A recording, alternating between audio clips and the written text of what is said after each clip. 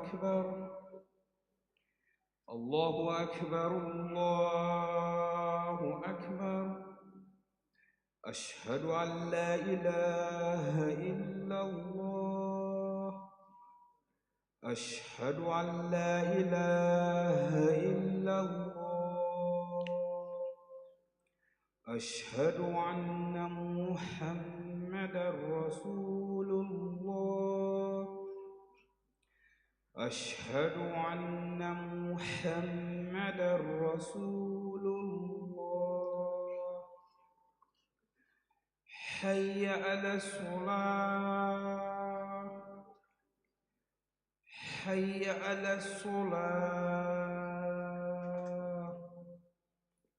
حي على الفلاح حي على الفلاح الله أكبر الله أكبر لا إله إلا الله.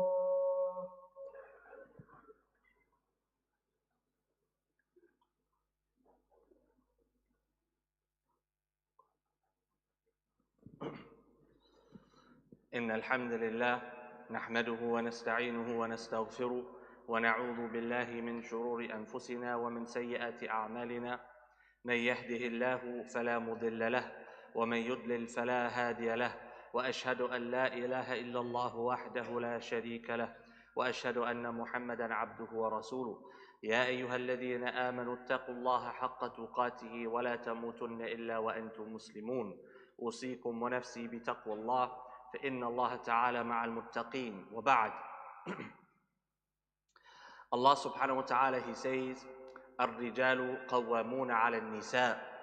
Allah subhanahu wa ta'ala, he places the responsibility of welfare upon the shoulders of the man. And this is an ayah which is often misrepresented and misunderstood by many a man, as some tend to assume that this means that the man is the authority in the household and can take an authoritative stance with his family. And perhaps there is an element of that which is true within a context. But what this actually means is that on Yawm al-Qiyamah, the man is going to be held responsible for the welfare of his wife and his children and his family. And what this means is that men are responsible for the welfare of their society.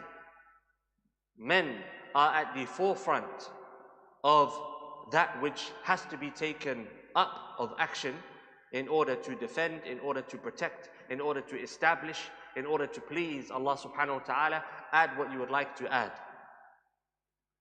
And when we think about the situation that is taking place in Gaza, in Palestine, in Sudan, in Syria over the last few years, in Yemen currently, all around the world, name a Muslim land and there are issues which are relevant that we can discuss. This concept is a concept which is key. Why? Because we very often speak about the issues that are far away from us whilst we neglect the issues that are at hand. We refer to the issues taking place in other parts of the world whilst we are negligent in the parts of the world that we have direct impact in, our own homes. And there is a culture that has emerged recently, a culture which has led to the loss of sanctity of many aspects of Islam, and one of those aspects, the sanctity of marriage. The sanctity of marriage. And if you read through the Quran, Allah subhanahu wa ta'ala charges the men with responsibility. Allah subhanahu wa ta'ala addresses the men. Ya ayyuhal ladhina amanu. There are particular verses wherein the woman is referred to directly, but Allah subhanahu wa ta'ala is addressing the men. And in order for our households to be upright, the heads of the household have to rectify themselves and have to be upright. And in order for the men to be upright, the mind has to be upright. The emotional state has to be upright. The spiritual state has to be upright. And these three areas, emotional stability, mental stability, spiritual stability, they are branches that stem from the root tree, which is the family. And Allah subhanahu wa ta'ala has ordained and has prescribed and has created and fashioned man in such a manner that parenting requires both parents, man and woman. And in order to have a successful family, you have to have a successful marriage. And so when you look at things from a grander picture, you can come to the conclusion and realize in various ways, perhaps ways which we do not have enough time to discuss today, the state of our families directly impacts the state of our ummah. And to give you a small picture, if you have 10 households, 9 of those households are broken, you are going to have a team to fix the problems that come from those broken households. But if you have 10 upright households, 10 homes that are collectively together they can work on the issues that are beyond their own small community. They no longer have to firefight. They can start to establish. They don't have to fix the potholes. They can start to build new bridges. They don't have to look after each other in a way that we have seen today we're starting to fall into. They can start to think about others. They no longer have to be insular because they're not constantly dealing with their own problems. And if you look at the sunnah of the Prophet ﷺ, what did he say? That an-nikah sunnati, that marrying is my sunnah. It's the sunnah of the anbiya. And he then went on to say, so whoever leaves off my sunnah, falaysa minni, he is not from me. And yet today we have men who are destroying the sanctity of marriage. They are destroying the sanctity of marriage. Why? Because marriage now has become a means of fulfillment and gratification of the self, no responsibility attached. This is not marriage. It's not marriage. If it were not for the fact that there are children amongst us, I would call it a certain name. A halalification of a certain act. But there are children amongst us. And those who are intelligent know what I'm saying.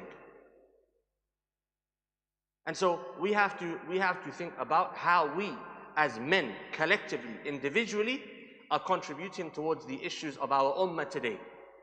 What benefit is there in crying for the women of Gaza whilst I am oppressing the women at home? What benefit is there in crying for the children of Gaza whilst in my home I am tyrannical with my own children? What benefit is there in talking about how we need to raise funds for our ummah when I'm pocketing money from charities that I work for, or I'm using charities as a business? It's hypocrisy. And these issues, they are not issues which we should be discussing. They're not issues which we should be discussing as Muslims. But this is the state that we've arrived at. The Prophet ﷺ, he said, "Kullukum ra'in, kullukum ra'in." Every single one of you is responsible. A shepherd. Every single one. Individual responsibility. He said, وَكُلُّكُمْ مَسْئُولٌ عَنْ رَعِيَّتِي. And every single person, mas'ulun, will be asked and questioned. When? Yawm al-Qiyamah. Yawm al-Qiyamah. I am going to stand in front of Allah Azza wa Jal as a man and be asked about my wife. How did I treat her? About my children. How did I treat them? How did I raise them? Did I educate them? Did I sustain them from halal? Did I spend time with them? And the Prophet ﷺ, he says, just to give us some examples, Al-Imamu ra'in wa mas'ulun an ra'iyati. The Imam, i.e. Al-Imam al-A'zam, Al-Hakim, the leader, is going to be questioned about the individuals that he has been placed over. That's his responsibility on Yawm al-Qiyamah. And for this reason, just a side point, as we today, Allahul Musta'an, we've fallen in love with the concept of leadership, especially amongst the young or the young-minded. Everyone wants to be a leader. Umar ibn al-Khattab, radiallahu ta'ala, when he was asked about Ibn Umar being given the khilafah after him, he said it's enough that one of al-Khattab is going to be questioned in Yawm al-Qiyamah. Don't give him that burden. And then the Prophet ﷺ, he said, الرجل راع في أهله ومسؤول عن رعيته والمرأة راعية في بيت زوجها ومسؤولة عن رعيتها. The Prophet ﷺ, he said, the man is responsible for his household and he is going to be questioned about his household. It's not something to be taken lightly. And today you have men, they marry, have children, and go off somewhere else. They don't take and understand the sanctity of marriage. I don't like her anymore. I'm not attracted to her anymore. Divorce her and go get another wife. Same with women. It's the same with women. But Allah subhanahu wa ta'ala in the Quran addresses men. Ya ayyuha alladhina amanu. From the beginning to the end. Why? Because we are responsible. The men are responsible. And it is not from manliness to blame the women for the problems of society. No. As men, we are supposed to be the solution makers. We are supposed to be the ones who fix things. We are supposed to be the ones who take charge and responsibility. Taking charge and taking responsibility is not telling people what to do. It's not. It's not telling your wife, do this, do that, and complaining, oh, my wife doesn't listen to me. No. You taking responsibility for your wife. You taking responsibility for your children. You taking responsibility for the welfare of the vulnerable and the weak. This is what the Prophet ﷺ instructed us and commanded us towards. We idolize the companions, the Sahaba, and we speak about how great they were, and of course they were. But yet we don't think about them and their character. Umar, afraid that in his khilafah, he was going to be questioned about the animals that did not have food. And for that reason, he instructed companions to distribute food for the wild animals. The Prophet ﷺ informing us that a woman will enter into paradise due to an animal which she had taken care of, provided some water for. So what about the sanctity of a wife, the sanctity of children, the sanctity of a believing woman who puts her head on the ground? And we complain when we don't receive respect from those who are outside of our community. How can we expect to be respected when we don't respect ourselves? If you do not show respect for yourself, don't ask others to respect you. If you do not show respect for your believing sisters, don't expect respect from those who have no concern about Iman. Don't talk about defending Islam and defending the women of Islam and defending the weak whilst you are taking advantage. No, this is not Islam. This is hypocrisy. And what is worse is if we start to do so in the name of knowledge, using ahadith, using ayat, using opinions of ulama to do so. You find someone, he's not a Hanafi, yet he's marrying without a wali and saying the Hanafis allow it. This is following desire. Imam al-Ghazali, rahimahullah ta'ala, he says, النصيحة سهلة ولكن قبولها صعب في متبع الهوى لأنها مرة في مذاقهم. He said, rahimahullah ta'ala, that advice is very easy. To read the ahadith of the Prophet ﷺ is easy, but to receive advice is difficult. Why? Because it's bitter to the taste buds of the one who wants to follow his desire. And anyone can justify what they would like to do with the Quran. It's very easy. It's very easy. And this is why we don't follow the correct opinion. We follow the understanding of the Sahaba. As Imam Ahmad rahimahullah ta'ala, he says in Usul al-Sunnah, he says that we follow the Quran and the Sunnah according to the understanding of the Sahaba. Why? Because it's very difficult for you to justify your opinion if you are following the Sahaba unless it is correct. And the Sahaba, they did not follow fiqh in a black and white, cold manner. They followed fiqh according to the ethical practice of the Prophet ﷺ. For the one who justifies marrying a woman secretly, for the one who justifies marrying a woman secretly without the permission of her father, without announcing it, as is the sunnah of the Prophet ﷺ, ask yourself a simple question. Would you allow this practice for your own daughter? Would you allow this practice for your own mother? Would you allow this practice for your own sister? And someone may say, this is an emotional argument. The Prophet ﷺ, a man came to him and he complained to him that he wanted to commit haram of a certain type. The Prophet ﷺ asked him, would you allow this for your mother? We are the men of the ummah, therefore we have to take care of our ummah. And if we start to take advantage of our sisters in Islam, then don't complain when others are taking advantage of our sisters in Islam and taking advantage of us, because we opened that door. We opened that door. The Prophet ﷺ instructed us to treat the women with goodness in one of the last advices that he gave in his farewell Hajj. Why? What's the significance of this? What's the significance?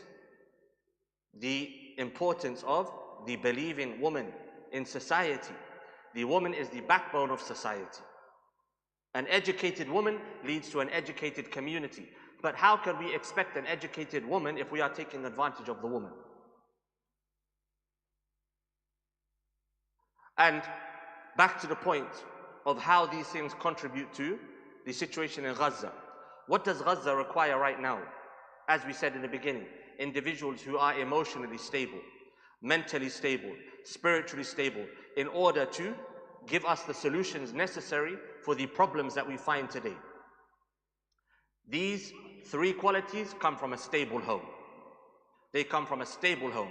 Ask anyone who works in mental health the impact of a broken home upon the mental health of an individual, upon the mental health of children. Ask anyone who works in mental health the impact of a broken home on spiritual health. And if you look at the Sahaba, the backgrounds that they came from, yet they raised great individuals with family. The Prophet ﷺ, he was a political leader, he was a military leader, he was a diplomat of Islam, he was a teacher, an advisor, a mentor.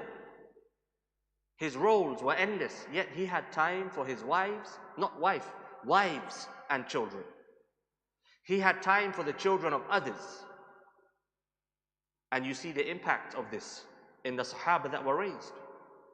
Ibn Umar radiallahu ta'ala anhuma, one of the great ulama of Islam, one of the great ulama of the Sahaba.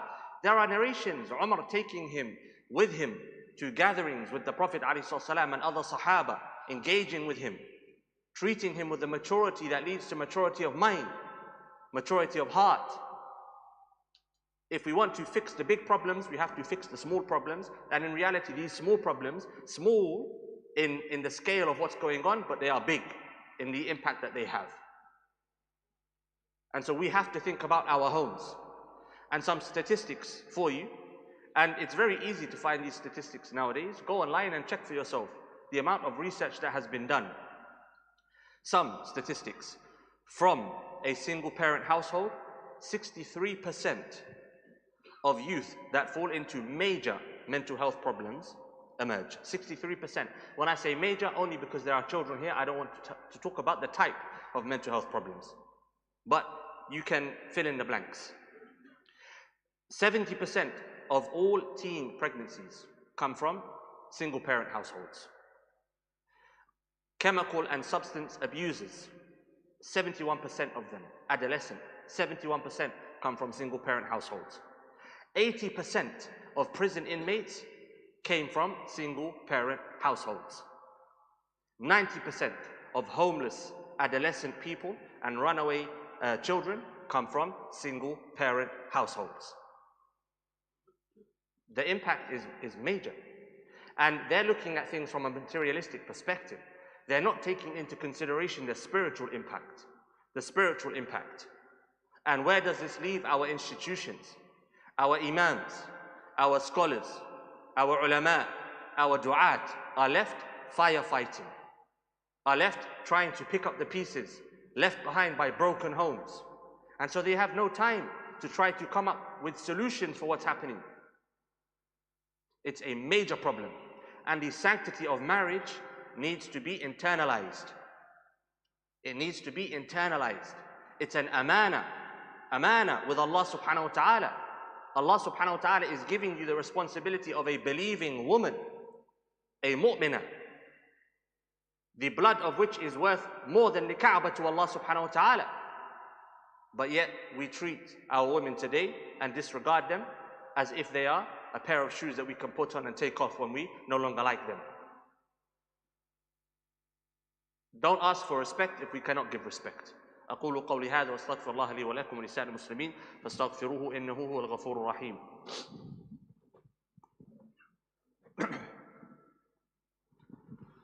الحمد لله وحده وصلوات ربي وسلامه على أشرف الأنبياء ومن تبعه وبعد. The issue of single parent households, whether mother or father, it doesn't matter. But usually, who's left behind with the children? It's the mother. It's usually the mother. A mother cannot be a father, no matter how hard she tries. Just as a father cannot be a mother, no matter how hard he tries. And Allah subhanahu wa ta'ala has given men qualities that are necessary for the successful nurturing and raising of children. Allah Azza wa Jal has given women qualities that are necessary for the successful nurturing and raising of children. Together, they produce a team. Together, they raise children well. Men can see things that women cannot. Women can see things that men cannot. And what happens, we're not even speaking about the impact that single parent households, usually single mother households, what impact does this have on the women? When children are left with the woman and there is no support from the father, what happens? It leads to mental challenges for the woman. The woman struggles with her own iman, with her own mental health, with her own physical health, with her own spiritual health, which further deteriorates from her ability to raise the children well and successfully. Look outside. The young brothers that are outside on the streets, ask them. Most of them, the fathers are not there. Most of them, their fathers are not there. And we have secularized Islam today without realizing it. Why? Because we assume Islam is to pray 5 times a day, to fast the month of Ramadan, to recite the Quran over and over again, to fast Mondays and Thursdays. But we don't take into consideration the role that we have as parents, the role that we have as children, as uncles, and so on and so forth. A man who is in the masjid all day long and spends no time with his children is not as good as a man who is spending time with his children in this day and age. Because this is responsibility that he has for others. This is serving interest for himself outside of the 5 daily prayers. A man can be a hafiz of the Quran. A man can be an individual who is righteous. But if he is neglecting his family, he is committing various sins, some of them in fact major. And so the Quran that he is reciting may even be a hujjah against him. As the Prophet ﷺ, he said, Al-Qur'anu hujjatun laka aw alayk. The Quran is an evidence for you or against you. How so? If you're not following the instruction in the Quran, it's an evidence for you. رُبَّ تَالِ الْقُرْآنِ وَالْقُرْآنُ يَلْعَنُ, as has been said. You may find a person who's reading the Quran, reciting the Quran, and the Quran is cursing him. Because he is doing what the Quran is instructing him not to do, and staying away from that which the Quran is instructing him to do, to engage in. How many of us will read this ayah? الرِّجَالُ قَوَّامُونَ عَلَى النِّسَاءِ. Men are responsible for the women. Who has Allah charged with the responsibility of jihad? The men. Responsibility of da'wah? The men. Responsibility of politics? The men. Responsibility of leadership? The men. Responsibility of imamah? The men. Responsibility of the adhan? The men. The sha'air of the deen? The men. So where are the men? Where are the men? If we want to fix our problems today, such as Gaza and all of these other areas, every single one of us as individuals, we can work on being men. And we're not talking about this toxic masculinity nonsense that we find online. That is a response for the toxic feminist nonsense that we find online. No, alhamdulillah. Allah has given men their roles and Allah has given women their roles. Those who don't like it can take it up with Allah Azza wa Jalla on Yawm al-Qiyamah. Our deen is our deen. We don't need to sugarcoat it for anyone. We need to act upon it. And if we want our women to treat us as men, we first need to act like men.